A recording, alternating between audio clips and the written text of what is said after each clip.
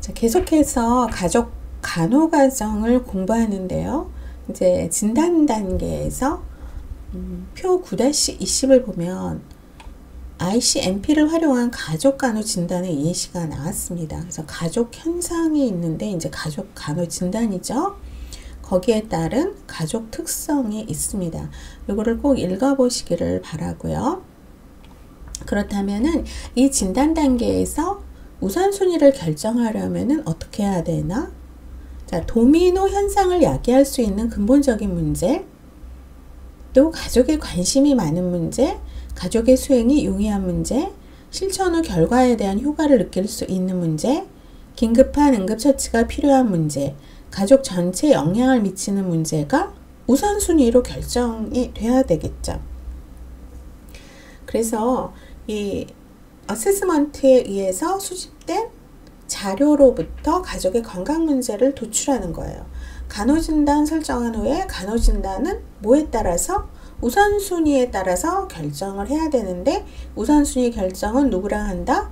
대상자인 가족과 간호 제공자의 측면을 함께 고려해야 됩니다. 그러면서 가족 측면에서는 가족 문제 특성과 문제에 대한 가족의 생각과 변화 의지, 문제 해결 능력 등을 고려를 해야 되고 제공자 측면에서는 어떻게 해야 될까요? 가족의 어떤 그 간호를 제공할 때 시간이나 비용, 유용한 자원, 접근성 등이 함께 포함이 되어야 합니다. 자, 세 번째 이제 계획 단계에서는 목표를 설정을 해야 돼요. 해결하기 위해서 목표를 설정을 해야 되는데 이러한 목표를 달성하기 위해서 방법 및 수단을 선택을 하고 실제로 수행하기 위한 수행 계획, 평가 계획 같이 들어가야겠죠? 이때 가족 대상으로 가족 간호 계획을 세울 때 간호사는 되도록 가족과 함께 하는 것이 중요하고 만약에 가족이 이러한 플랜을 수용하지 못하거나 이러한 그 수행에 따라서 구성원 각자가 일시적 어려움을 감내할 태도를 갖지 못하면은 간호 계획은 이제 소멸이 됩니다. 그래서 여기에서 가장 중요한 것은 어떤 그 상호 신뢰적인 의사소통이 우선이 되어야겠죠. 그렇다면은 목표를 설정하는 데 있어서 일반적 목표와 구체적 목표가 있는데 일반적 목표는 뭐죠? 그거는 범위가 넓고 상당히 포괄적이에요. 간호 중재에 대한 방향을 제시를 해요. 반면에 구체적 목표는 시간 계획을 포함한 훨씬 더 상세한 간호 전략이라고 할 수가 있습니다. 그래서 일반적 목표란 궁극적으로 도달해야 할 목표, 문제가 완전히 소멸되는 시점까지를 말하고 구체적 목표는 일반적 목표에 도달하기 위한 중간 단계별로 다수의 목표를 정할 수가 있어요. 단계별로 중간 평가를 해봄으로써 간호 진단이나 목표 수립과 수행이 적절했는지 평가를 할 수가 있습니다. 그렇다면 간호 목표 설정할 때 가족은 반드시 포함시켜야 되겠죠. 가족이 이 목표를 수용한 내용일수록 목표 달성의 가능성은 올라갑니다. 그래서 명확한 목표의 설정은 수행 계획의 지침이 되고 사업의 평가 기준이 되기 때문에 매우 중요합니다. 목표를 설정하는 기준으로는 첫째, 가족이 해결해야 할 문제와 관련이 있어야 되겠죠. 둘째, 실현 가능성이 있어야 되고요. 셋째, 관찰 가능하고 측정 가능해야 합니다. 그렇다면 간호사와 가족의 목표를 설정할 때 장애가 되는 요인 한번 봅시다. 교재를 보시면 가족의 실제적인 요구를 확인하는데 불충분한 기초자료, 너무 광범위하고 일반적인 목적과 목표, 가족과 간호사가 함께 설정하지 않은 목적과 목표. 이거는 뭐예요? 가족에게 일방적으로 부과된 목표는 안 되겠죠. 확인되지 않은 목적과 목표에 대한 가족의 우선순위, 한 번에 너무 많은 문제를 다루려는 가족, 성숙이나 상황 위기로 인한 가족의 에너지도 고갈이 되면 이것도 장애가 될 수가 있어요. 추후 관리가 안 되어 이전 간호중재 효과에 대한 평가 부재, 가족 상황이 변화되었음에도 수정되지 않은 간호진단과 목표, 부적절한 중재 전략, 가족의 변화 과정 동안 요구되는 지지 부족, 보건의료인들 간의 조정 미흡으로 비일관적인 메시지를 받고 있는 가족은 장애가 될 수가 있습니다. 자, 그러면 간호 방법 및 수단의 선택. 방법은 직접 간호 제공, 보건교육 관리. 수단은 가정 방문, 클리닉, 상담, 의뢰가 있어요. 간호 방법 및 수단을 선택할 때 만약에 취약 가정이 있다면 취약 가정을 대상으로 한 중재의 전략이 세 가지로 나눠지죠. 첫 번째가 커그니티브 어프로치예요. 두 번째가 이모셔널 어프로치, 세 번째가 프랙티스 어프로치. 그러면 커그니티브 어프로치에서 대표적인 게 뭐냐면 건강교육이에요. 커그니티브는 간호사가 환자나 가족 구성원들에게 건강교육을 통해서 지식이나 기술 등의 정확한 정보를 제공해서 자가건강관리 능력을 키우도록 이끄는 것이 목적이에요. 대표적인 것이 이제 건강교육이 있죠. 가족간호 중에서 중요한 것은 건강, 질병, 또 건강체계와 인간관계, 가족 역동, 자녀 양육, 또 간호처치 및 그 외 타 관련 영역에 관해서 교육하는 것입니다. 그렇기 때문에 이 건강교육을 함으로써 예측적 안내도 해줄 수가 있고요. 또 효과적으로 대처할 수 있죠. 삶의 변화나 스트레스에 효과적으로 대처할 수가 있으면서 의미 있는 정보를 얻게 되면 가족 구성원들은 통제감이 생겨요. 자기를 컨트롤할 수 있다라는 거예요. 문제를 해결하는데 명확한 결론을 내리게 해줄 수 있다는 거죠. 그 다음에 이 건강교육은요, 예측적 안내를 해줄 수가 있어요. 매우 중요한 부분이죠. 가족에게 발생 가능한 사건, 느낌과 상황에 대해서 토의하는 것은 사고를 어떻게 해줄까요? 명확하게 해주죠. 불안을 감소시켜요. 미래 역할에 대해서 잘 적응해서 코핑, 대처할 수 있는 능력을 키워줍니다.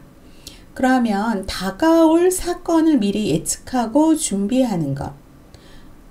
그렇게 하면 그런 사건들의 충격을 줄여주겠죠. 가족 구성원들이 스트레스원을 보다 잘 다룰 수 있도록 해준다는 거예요. 예를 들면은 산정건강교실에서 배우는 다양한 건강교육을 통해서 진통과 분만 과정에서 불안과 두려움이 아닌 흥분과 긍정적인 느낌을 경험을 하면 이게 나중에 미래의 양육 문제를 다루는데 긍정적인 피드백을 제공하게 합니다. 그 다음 두 번째가 정서적 접근이에요.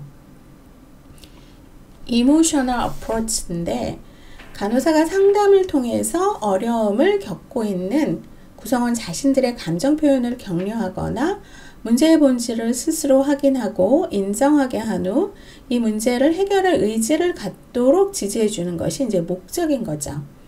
간접적인 중재 방법이기 때문에 이 정서적 방법 중에 이제 그 상담은 의료인이 지시에 반복적으로 불이행하는 가족들에게 non-compliance 하는 가족들에게 직접적인 간호중재를 하기 전에 사전 준비 단계로 사용하는 것이 효과적이라고 합니다. 자, 정서적 접근의 대표적인 것이 이제 상담인데 대상자와 상담자 사이의 상호작용 과정이죠. 상담을 통해서 대상자는 자신의 문제를 인식할 수 있는 힘을 얻어요. 그래서 어떤 상담자가 대상자에게 문제를 해결할 수 있는 방법을 가르쳐 주는 것이 상담이 아니에요. 문제 해결의 방안을 스스로 찾을 수 있게 해준다는 거죠. 상담의 중요한 요소는 다른 사람의 감정과 행동을 경험하거나 이해하는 감정이입, 대상자에 대한 수용 혹은 무조건적인 배려, 일치감 혹은 진실성, 간호사 대상자 관계에서 가식적이지 않은 정직함이라고 할 수가 있습니다. 그래서 이러한 기본적인 속성은 타인에 대한 존경이죠. 가족에 대한 보살핌뿐만 아니라 권위적인 판단과 강압적 압력을 배제하는 것입니다.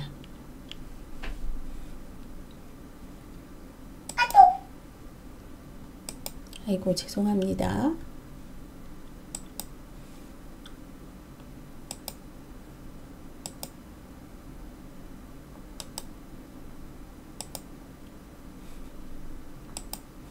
제가 카톡을 못 끄고 했습니다.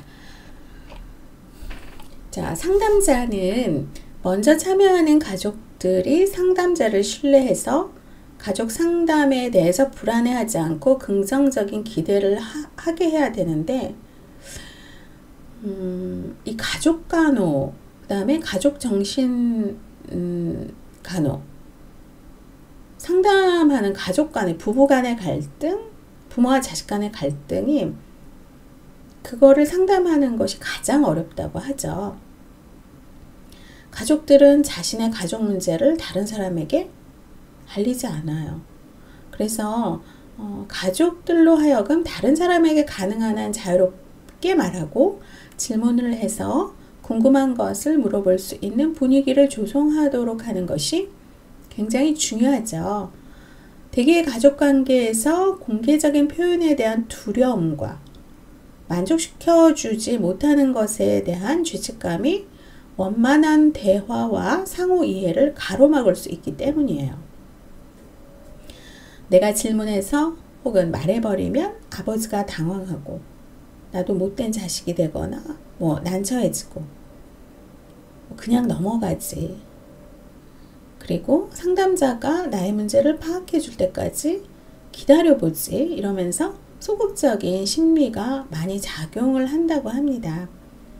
그렇기 때문에 간호사가 만약에 상담을 하게 된다면은 가족들이 의사표현을 두려워하지 않고 이해하지 못한 것을 확인하도록 해서 결코 위축되거나 방관하지 않게 분위기를 조성해야 되는데, 우리나라의 가족의 특성은 굉장히 끈끈하면서, 물론 지금은 많이 이게 와해되긴 했지만 그 유교적인 그런 어떤 가부장적이 아무래도 있죠. 그렇기 때문에 이거를 공개적인 표현을 한다는 게 상당히 이제 힘들다는 거죠. 세 번째는 행위적 접근이 있어요. 이 행위적 접근은 practice approach인데, 말 그대로 가족 구성원이 문제 해결을 위해서 팀원이 되어서 스스로 목표에 도달하도록 돕는 방법이에요. 그러면 구체적 성취 목표를 정하고 자신의 역할에 대해서 역할과 기능에 맞게 과제 할당하며 이끌어가는 방법이죠. 스스로 문제를 해결하는 것이 목적이고 가장 직접적인 중재 방법이 바로 행위적 접근입니다. 그래서 가족 전체 또는 가족 중 가장 그 계획을 잘 이끌어갈 수 있는 구성원과 함께 가족 구성원 전체가 이러한 behavioral approach에 참여할 수 있도록 유도를 하면서 가족 구성원들이 과거에 자신의 가족 문제 해결에 관한 유사 성취 경험이 있거나 가족 변화에 관심이 많고 의료인의 지시에 이행을 잘하는 가족들, compliant family에게 효과가 있는데, 이 행위적 접근의 대표적인 것이 바로 계약과 간호중재예요. 우리는 많이 이제 계약을 하죠. 그렇기 때문에 이 계약을 함으로 해서 간호사 대상자가 어떤 책임과 통제를 서로 쉐어하는 거예요. 공유하는 거예요. 그러니까 대상자는 간호의 목적을 구체적으로 이해할 수가 있고, 대상자와 간호사의 관계를 명확하고 구체적으로 이해하는데 도움을 줍니다. 그리고 대상자가 스스로 건강에 대한 책임이 있음을 인식하는데 근본적인 목적이 있기 때문에 서면이나 이제 구두로 작성을 하는데 대부분 이제 서면 계약이 더 어떻게 보면은 더 통제가 더 강화가 될 수가 있겠죠. 그래서 이거는 계약의 목적은 무엇이냐면 건강 관련 목표를 달성하기 위해서 대상자와 전문가가 해야 할 일을 정하면서 대상자가 보다 적극적으로 건강관리에 임할 수 있도록 지지하고 강화해 주는 것입니다. 두 번째 행위적 접근에 이제 간호중재가 있어요. 그래서 이 가족간호 과정에서 중재 방법으로 오마하 간호중재 분류체계, 또 간호중재 분류체계인 NIC가 있습니다. 보면은 오마하 중재 분류체계는 OIS라고 하죠. 계획과 중재를 기록하는 것. 간호사와 다른 보건의료 전문직이 간호진단과 함께 사용할 수 있도록 한 간호활동의 체계적인 배열이에요. 다양한 대상자의 구체적인 건강 관련 문제들을 다루기 위해서 포괄적, 순서적이고 상호 배타적인 분류법으로 고안된 겁니다. 그 다음에 NIC 같은 경우에는 간호계획과 중재의 기초가 되기 때문에 실무자가 건강 향상 또는 회복, 악화 감소, 질병 예방 등의 실무를 설명하고 의사소통할 수 있게 해주죠. 자, 가족 간호과정 세 번째 큰 단계가 이제 수행 계획이에요. 수행 계획은 뭘까요? 간호 방법 및 수단을 실제로 수행하기 위한 계획이죠. 간호 업무 활동을 언제, 누가 어디서 무엇을 할 것인가를 정합니다. 그리고 무엇이라고 하는 것은 뭘까요? 업무 활동에 필요한 도구와 예산을 계획하는 것이죠. 자, 계획 단계에서 평가계에 같이 들어가는 거죠. 이미 설정된 목표가 얼마나 성취되었는지 측정하기 위한 계획이고, 여기에는 누가, 언제, 무엇을 가지고 어떤 범위로 평가할 것인가가 포함되어야 합니다. 네 번째 이제 수행 단계로 들어가면은 설정된 목표를 달성하기 위한 활동이에요. 간호사와 가족이 어떻게 해야 될까요? 협력해야 돼요.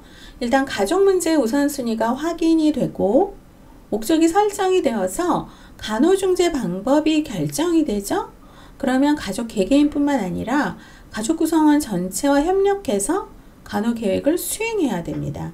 가족들이 가족간호의 필요성과 목적을 인정하고 적극적으로 참여하려고 할 때 간호 수행이 성공적으로 이루어질 가능성이 높음을 알고 있어야 합니다. 그래서 가족 간호를 수행할 때 간호사는 융통성 있게 접근을 해야 돼요. 개인의 우선순위는 가족 구성원들 사이에서 바뀔 수가 있어요. 변화 과정이 어떤 구성원들에게는 위협이 되겠죠. 왜냐하면은 변화에 저항이 될 수가 있으니까요. 그래서 또한 시간이 지남에 따라서 어떻게 될까요? 진단이나 목표 목적, 원래의 진단 목표 목적이 변경되도록 하는 새로운 데이터, 자료가 나타날 수가 있어요. 그러면은 어떤 가족 구성원은 그들의 행동을 바꿀 준비가 되어 있지 않고 변화에 저항하고, 이 경우의 목표와 계획은 가족 단위와 가족 개개인의 요구를 충족시키기 위해서 수정이 되면서 어떤 얼터너티브, 대안적인 전략이 개발되어야 합니다. 그러면 가족 간호사의 장기 목표는 무엇일까요? 가족의 문제 해결 능력을 발달시키고 그들 스스로 간호에 대한 책임을 맡도록 가족을 돕는 것이죠.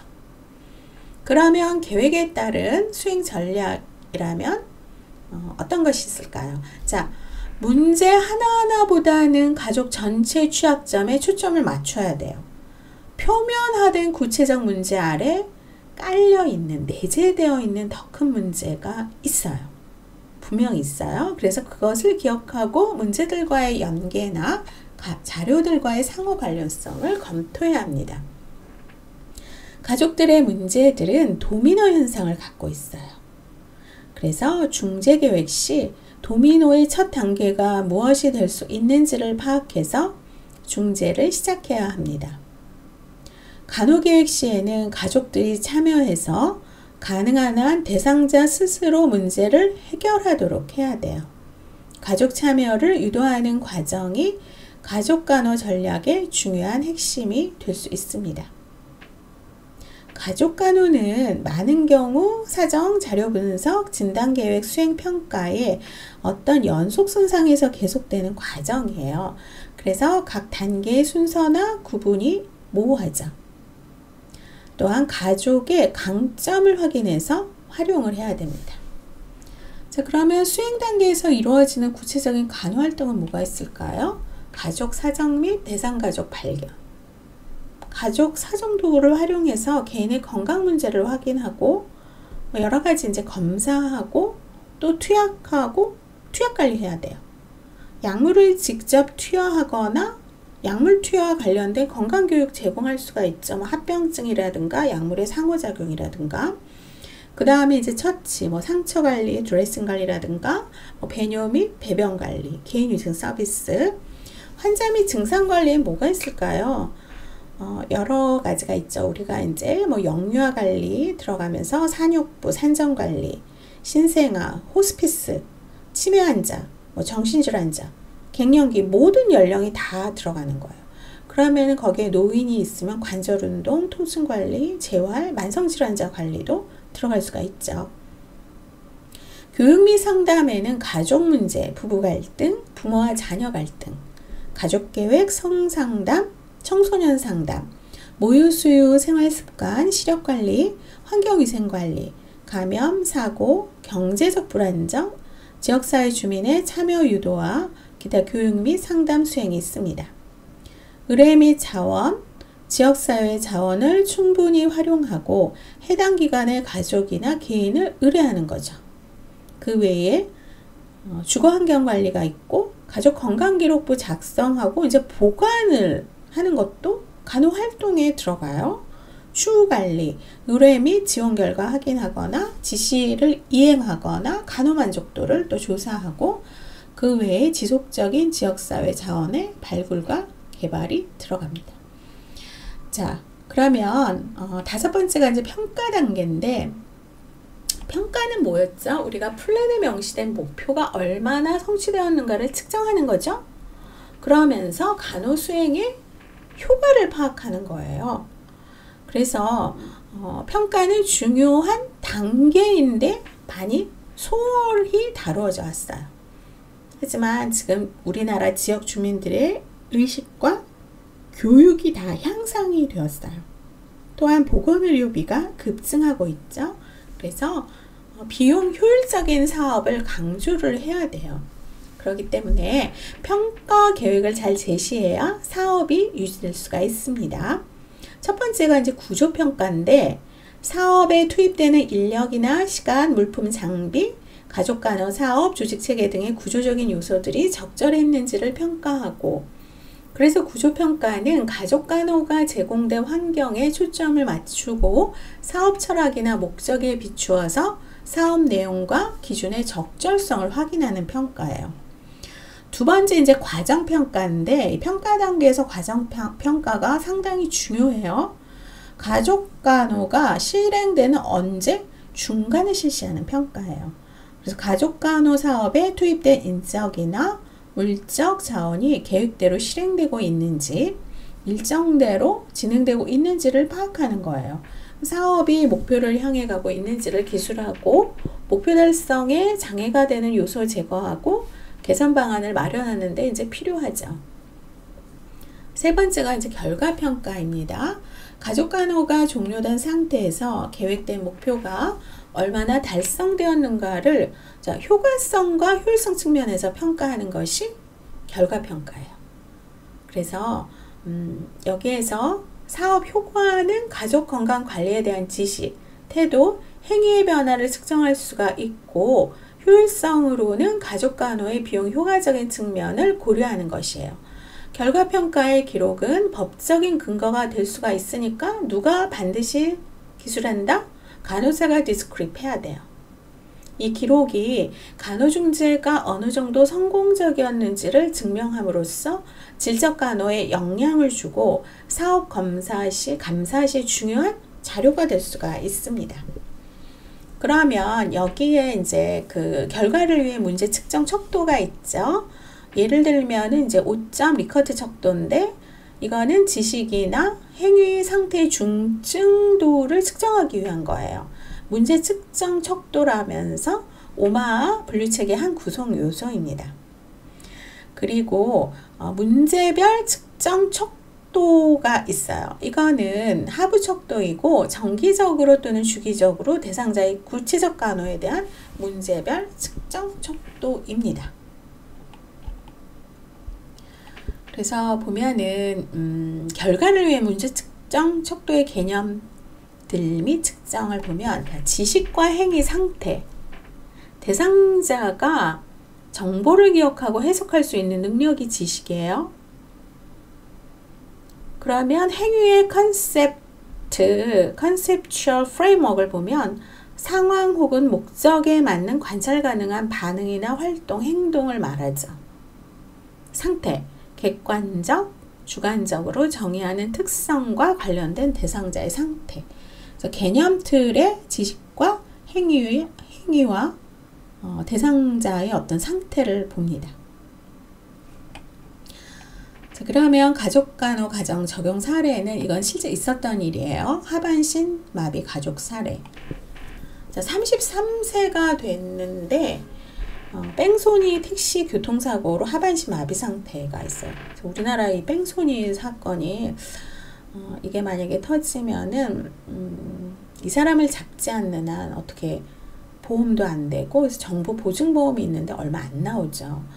그리고 남편 최 씨가 38세 한창 일하고, 우리의 어떤 30대에서 50대는 이제 우리의 경제의 허리라고 할 수가 있는데, 딸하고 아들이 아직 어려요. 사고 후 어린 아들을 양육할 수가 없겠죠. 하반신 마비가 되어서 생후 100일부터 자원봉사자에게 위탁이 되어서 자원봉사자를 친부모로 알고 있대요. 지금 같은 경우에 우리나라에서 이제 장애 활동 보조사가 하루에 한 6시간 정도 하죠. 옆에서. 근데 여기에서는 이제 자원봉사자가 위탁이 되어 있어요. 그래서 사고 이전에는 부부가 함께 소규모 의류 공장을 운영해 왔지만, 현재는 최 씨가 의류 공장에서 벌어오는 월 240만 원 정도와 장애인 수당 및 후원자들의 후원금으로 60만 원으로 어렵게 생활하고 있어요. 하반신 마비가 되어서 이제 요도관 꽂고 있고, 두 손의 손가락막 부분적으로 움직일 수가 있고, 개인위생 관리는 남편과 딸에게 거의 의존하고 있고, 근무 도중에 부인의 점심과 저녁 준비를 위해서 집에 들르고 있대요. 거의 새벽 2시까지 공장에서 일을 하고 있고, 딸은 방과 후에 10살뿐이 안 됐는데 장애인 어머니를 돌보고 심부름을 하는 일에 거의 시간 보내고, 또 복지관을 통해서 하루 1시간에서 2시간 정도 과외 활동을 하고 있다는 거죠. 자, 이 어머니는 어머니 역할을 하지 못하고 있죠. 남편과의 성생활이 원활하지 못하고, 남편의 귀가 시간이 종종 늦어지니까 또 부부싸움이 잦아지고, 딸과의 대화가 거의 없고, 그래서 아빠에 대한 불만이 많아지고 있는 이러한 케이스가 있어요. 그러면은 자, 가족 사정할 때 가족 구조도로 했을 때, 여기서 보면은 이제 가장 아버지가 38세예요. 아버지를 이렇게 보면은 그러니까 이 아이의 할아버지가 고혈압, 또 할머니가 당뇨병이었어요. 근데 어머니 쪽으로 왔을 때 6년 전 교통사고로 하반신이 마비가 되었고, 또 아버지는 친정아버지 5년 전 CVA로 사망했고, 지금 현재 어머니가 58세인데 요통과 관절염을 앓고 있어요. 가족 밀착도는 이런 형태로 나타날 수가 있죠. 최 씨와 딸이 부녀관계가 갈등관계, 딸과 황 씨는 친밀감이 그래도 어느 정도 있고, 황 씨와 아들은 다시 할게요. 황 씨하고 딸이 어떨까요? 소원한 관계가 심하고, 아들은 친밀감이 거의 없는 거죠. 그렇죠? 사회 지지도 봤을 때 황 씨의 지지 정도, 만약에 강한 거는,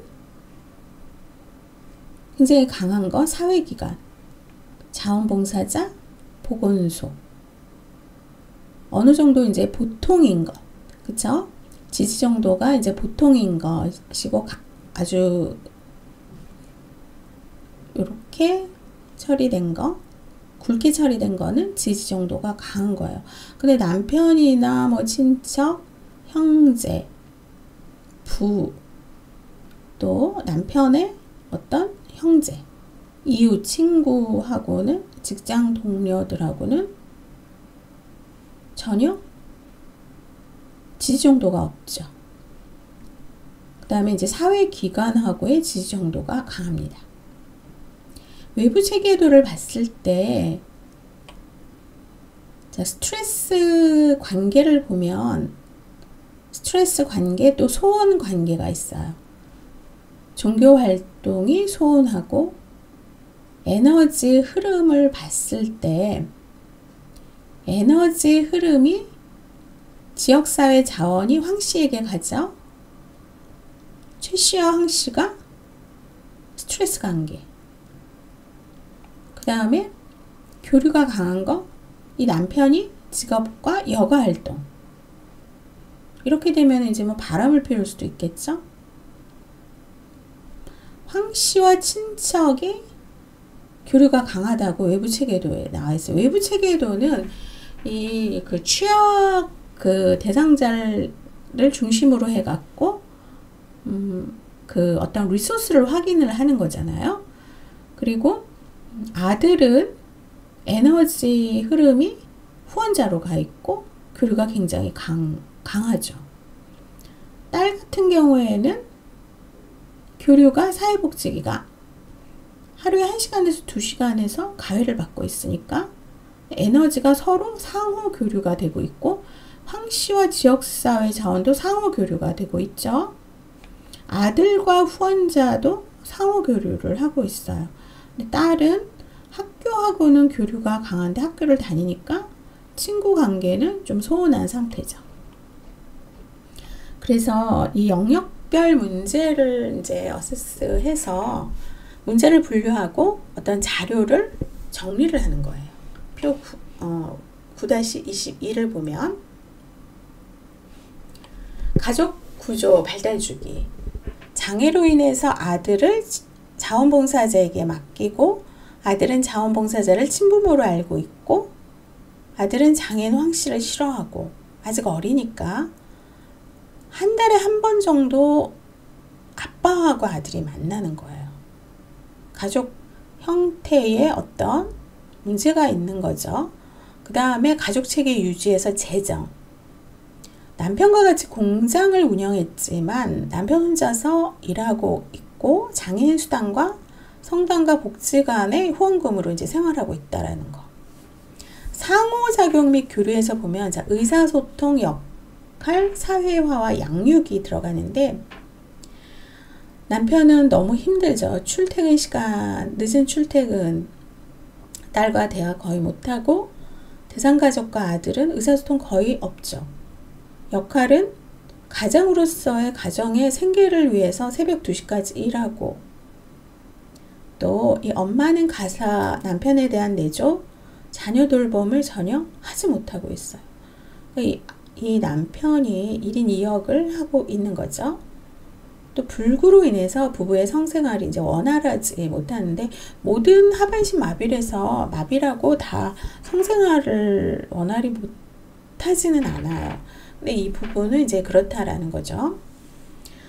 사회화와 양육을 봤을 때 딸은 동일시의 대상인 어머니 역할 부족으로 인해서 성 역할을 혼동하고 있고 자유로이 놀고 싶은 욕구가 적절히 해소되지 않아서 불만이 있고 이때는 한창 이제 놀 때죠. 공부보다는 아들이 자원봉사자에게 위탁이 되어서 이제 길러지고 있고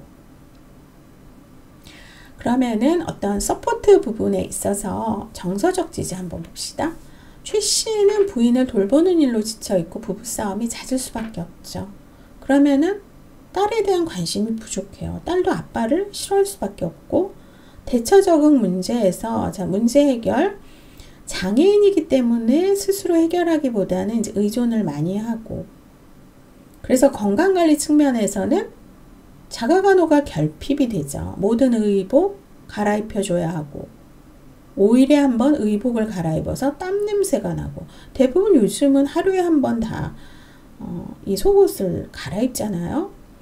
그리고 한국 사람들은 요즘 이제 목욕시설이, 샤워시설이 잘 돼 있으니까 집집마다 매일 한 번 샤워를 하는데 3주에 1회 이동 목욕차를 통해서만 전신 목욕을 하고, 머리 감기 1주에 1회, 세수는 불규칙적으로 한다면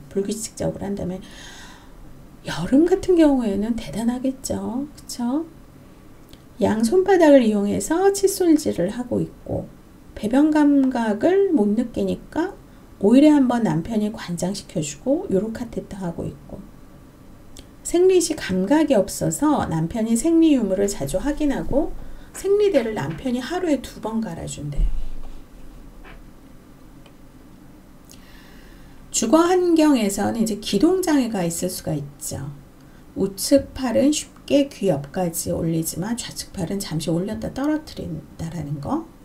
그러니까 이 손이라도, 팔이라도 좀 괜찮으면은, 그쵸?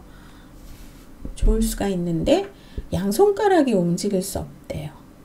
손바닥을 이용해서 물건 잡고, 혼자서 움직임과 이동이 불가능하고, 자, 근력 테스트 결과 다 0이에요. 화장실 바닥이 매우 미끄럽고 지방 구조가 거동하기 매우 불편한 구조라는 거죠. 왜냐하면 돈이 없기 때문에, 그쵸?